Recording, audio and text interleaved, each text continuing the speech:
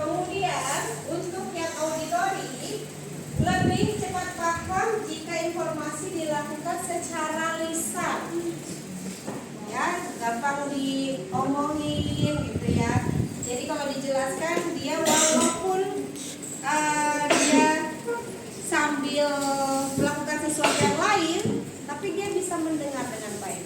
Dia bisa mencermati apa yang disampaikan, informasi apa yang disampaikan kepada dia. Ya. Kemudian yang kinestetik dia lebih efektif bila menyentuh barangnya ataupun bergerak.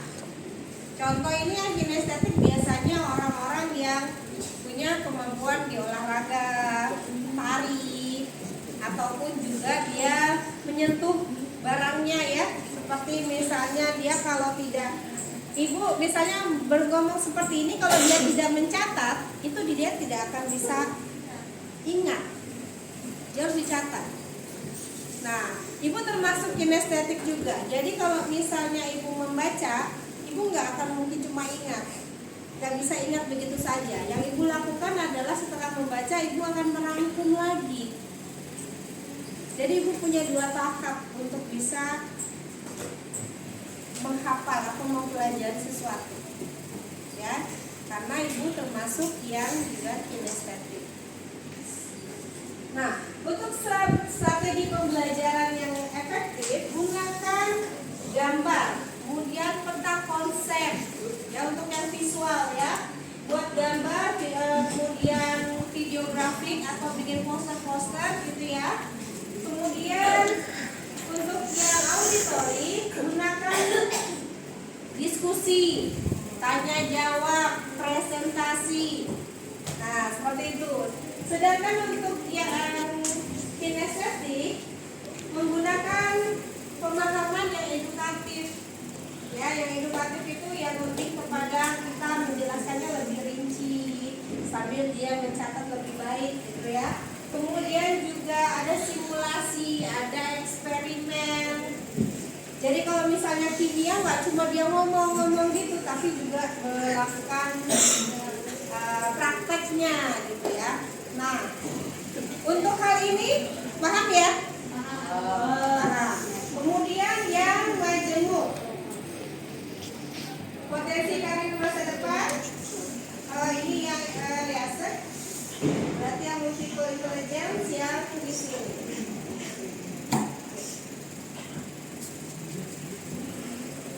Nah, ini multiple intelligence. Ada cerdas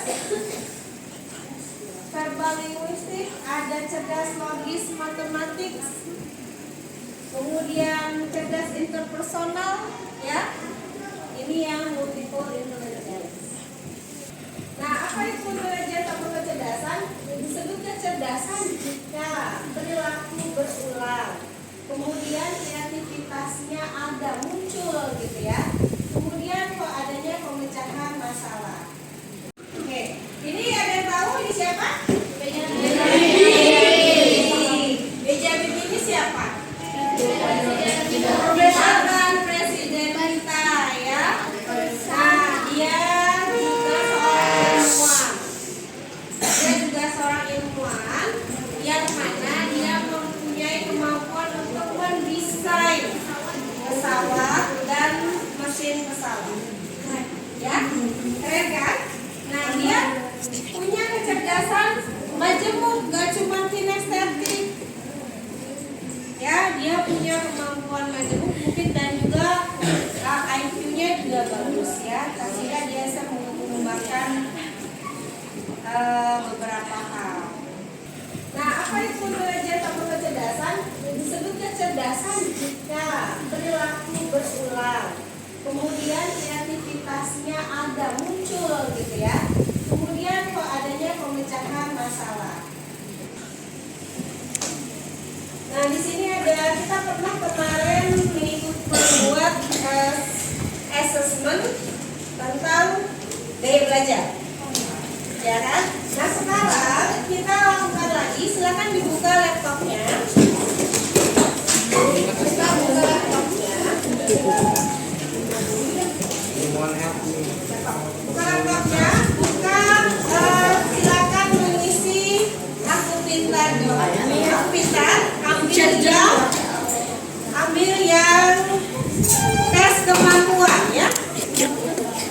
Ambil tes kemampuan. Silakan diambil tes kemampuan, kemudian dikerjakan. Setelah dikerjakan kalian screenshot. Ya. Ya, kalau sudah dapat hasilnya di screenshot, disimpan, nanti ibu akan minta kalian menyebutkan satu-satu tes kemampuan yang kalian miliki.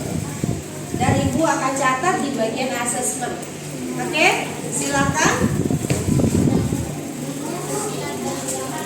Ya, tes minat dan bakat, kemudian masuk tes kemampuan. Ya, masuk ke tes kemampuan. Nanti kita akan kembangkan lagi untuk multiple intelligence yang kalian sudah dapatkan dari hasil tes yang tadi. Ya, baik anak-anak, kita sudah selesai mengerjakan semua ya. Oke. Sekarang ibu mau tanya, sebelum kalian sudah di screenshot kan?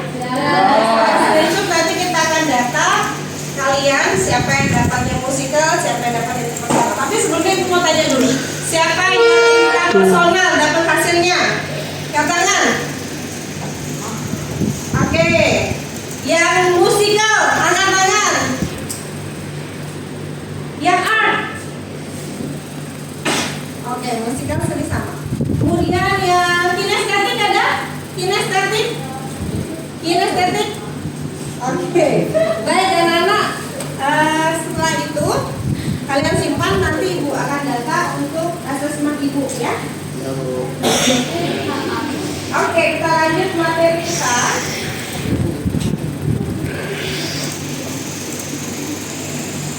Setelah kalian lihat hasil-hasil yang kalian miliki sama atau tidak?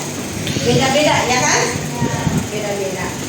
Jadi kalau kalian lihat, kalau kalian bersama-sama, harusnya kalau kita berbeda, berarti kita saling apa?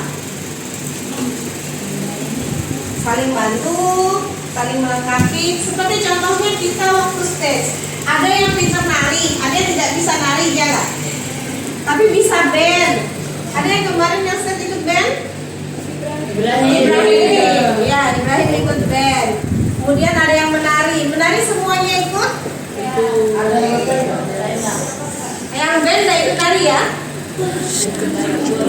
Oke, oke. Jadi setiap orang kita tidak sama.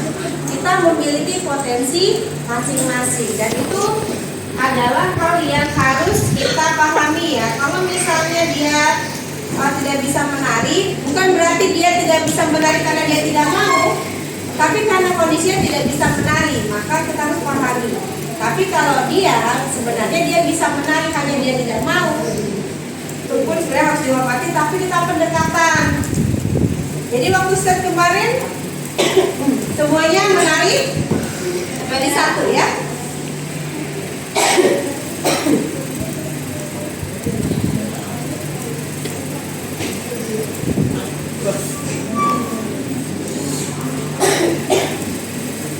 Nah ini untuk urgency assessment, untuk mendeteksi kesenjangan antara potensi aqua dan potensi optimal mode. Jadi kenapa ibu minta kalian buka Aku Pintar dan mencari tahu kalian potensinya di mana, daya belajar kalian itu apa? Tujuannya adalah mengoptimalisasikan potensi yang kalian miliki. Ya, jadi sekolah kalau ada ekstrakurikuler, tujuannya adalah untuk mewadahi potensi-potensi yang kalian miliki. Nah, kalau misalnya potensi-potensi itu bisa kalian kembangkan kembali, maka kalau yang misalnya punya kemampuan menari, ada lomba seni tari, ada lomba tari, bisa diikutkan untuk menari. Kenapa? Untuk mengembangkan potensi yang dimiliki.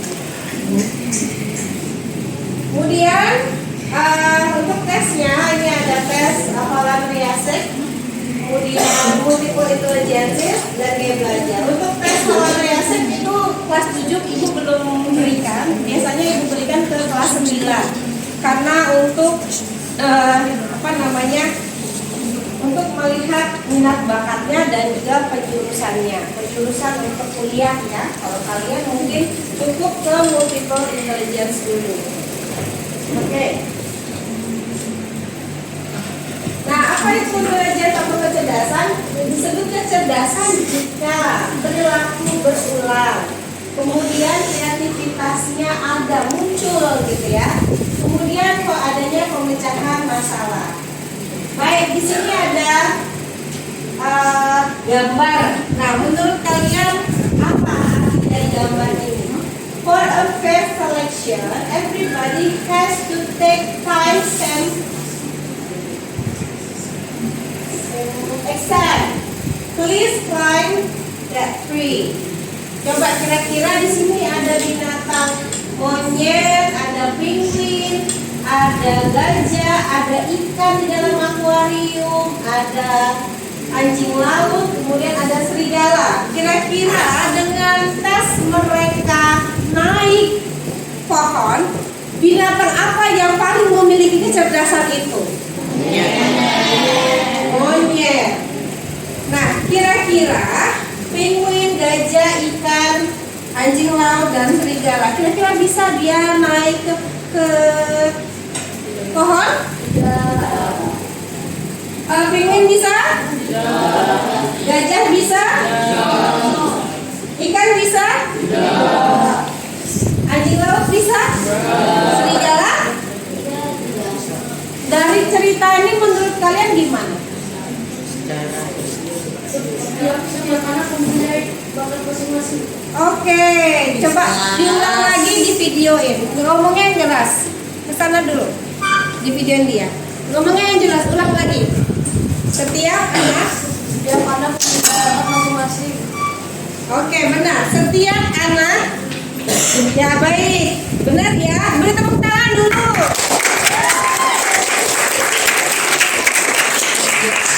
Benar sekali. Setiap anak memiliki bakat masing-masing. Tetapi bukan berarti bakat mereka itu tidak bisa dikembangkan. Misalnya si monyet hanya bisa naik pohon. Enggak cuma itu, monyet bisa saja dia bisa berenang juga. Ya. Pernah lihat monyet berenang? Enggak pernah. Tapi ada monyet itu bisa berenang, tapi dia tidak bisa menyelam sampai ke dalam. Dia hanya bisa menyelam, tetapi hanya sebatas dia berenang berapa meter saja. Tidak bisa disamakan seperti ikan yang berenang di dalam air. Itu ya, anak-anak. Nah, jadi untuk menguatkan potensi kalian, gunakanlah potensi kalian dengan sebaik-baiknya, sehingga potensi kalian akan lebih baik dan keluar dan menjadi keputusan atau jurusan karir kalian di masa depan. Gitu ya. Baik anak-anak, dari materi ibu yang kenali potensi, apakah ada pertanyaan? Tidak, jelas sudah ya.